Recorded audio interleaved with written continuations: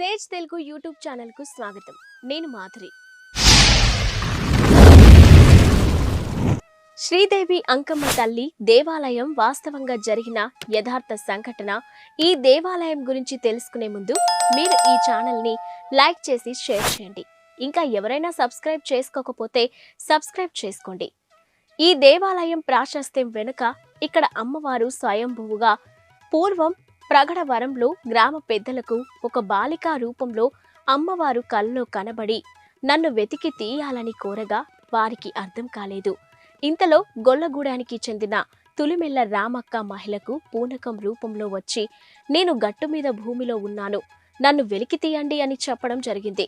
అదే రోజు రాత్రి కనమతిరెడ్డి సోమిరెడ్డి గారికి కలలో కనిపించి నేను చెప్తుంటే అర్థం కావడం లేదా అంటూ వీపు మీద ఒక్కటి సరిసిందంట కలలో. ఇక తెల్లవారాక చూస్తే నిజంగానే ఆయన ధరించిన చొక్కా మీద పసుపు చేతి ముద్ర ఉందట. తదుపరి గ్రామస్తులు అందరూ బయలుదేరి తులిమెల్ల రామక్కని వెంటబెట్టుకుని గట్టు మీదకు చేరుకున్న తర్వాత ఇప్పుడు దేవాలయం నిర్ధాతితం అయిన ప్రాంతంలో అమ్మవారి విగ్రహం ఉన్న స్థలంలో చుట్టూ పసుపు వేసి తవ్వమనగా 3 అడుగుల లోతు దాటిన తర్వాత పలుగకు కంగుమంటుందంట. ఇంతలో ఎగతాళి చేసిన రామిరెడ్డి అతను పాలేరు ఇద్దరి మీద ఆగ్రహించిన అమ్మవారు చూడండి మిమ్మల్ని ఏం చేస్తాను అని కల్లెర్ర చేసేటప్పటికీ తలగుడ్డలు తల మీద కాలిపోవడం మొదలవడం వెంటనే గ్రామస్తులు శాంతించమని వేడుకొని నీ దర్శనం చూపు అని అడగగా వాళ్లతో దీపాలు వెలిగించడం జరిగిందట. ఇక మళ్లీ తవ్వటం మొదలు పెట్టగానే అమ్మవారి విగ్రహం బయటపడిందంట.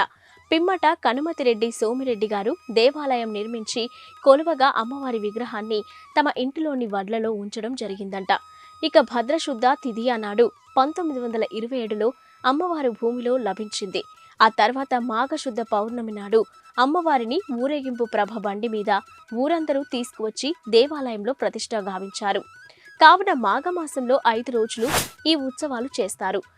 ఇప్పటికీ దేవాలయం ధర్మకర్త అయిన కనుమరుతరెడ్డి సోమిరెడ్డి గారి ఇంటి నుండి గ్రామ బండిలో పసుపు కుంకుమతో అమ్మవారికి ఆ రోజు పూజ జరిపిస్తారు.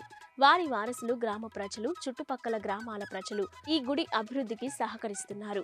సోమిరెడ్డి చంద్రమోహన్ రెడ్డి గారి వారసులు ఈ దేవాలయాన్ని దినదిన అభివృద్ధి చేయాలని, అందుకు ప్రజలు ప్రభుత్వం సహకరించి ఈ దేవాలయం ఆధునీకరించడానికి అభివృద్ధికి సహకరించి అమ్మవారి కృపకు పాత్రలు కావాలని కోరుతున్నారు.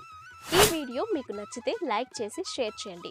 ఇంకా ఎవరైనా సబ్స్క్రైబ్ చేసుకోకపోతే సబ్స్క్రైబ్ చేయండి. చూస్తూనే ఉండండి సేజ్ తెలుగు యూట్యూబ్ ఛానల్.